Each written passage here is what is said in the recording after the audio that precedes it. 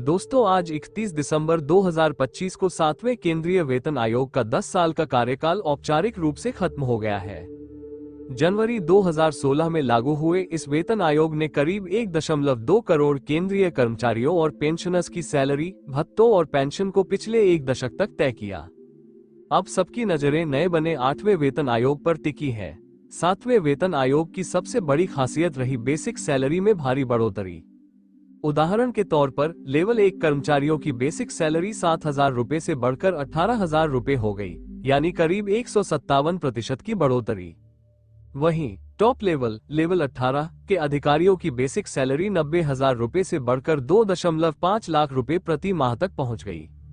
शुरुआत में डीए शून्य कर दिया गया था, लेकिन 10 साल में ये बढ़कर अब 58% हो चुका है, जो 7वें वेतन आयोग के तहत आखिरी डीए है।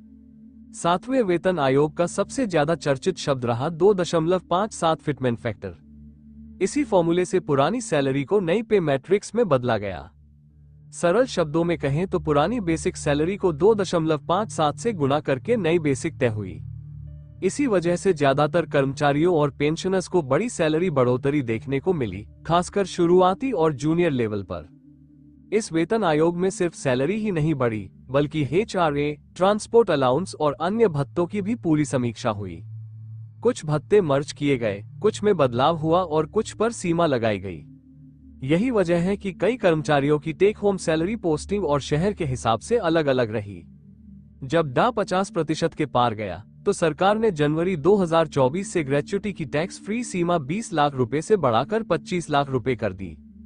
नियम के अनुसार डीए के 50% पार करने पर कई भत्तों में 25% की बढ़ोतरी की जाती है, जिसका फायदा कर्मचारियों को मिला।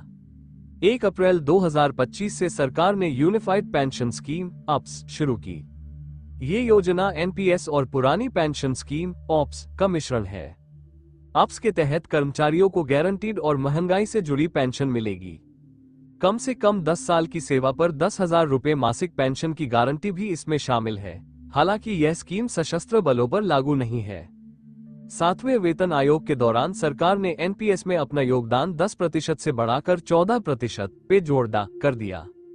इसके अलावा कर्मचारियों को बेहतर फंड विकल्प, लाइफ साइकिल फंड और टैक्स छूट जैसे फायदे भी मिले, जिससे एनपीएस पहले से ज्यादा आकर्षक बन गया। 7वें वेतन आयोग के खत्म होते ही अब चर्चा 8वें वेतन आयोग की तेज हो गई है। आयोग का गठन हो चुका है, लेकिन तुरंत सैलरी बढ़ने की उम्मीद नहीं है। आमतौर पर किसी वेतन आयोग की सिफारिशें लागू होने में 18 से 24 महीने लगते हैं।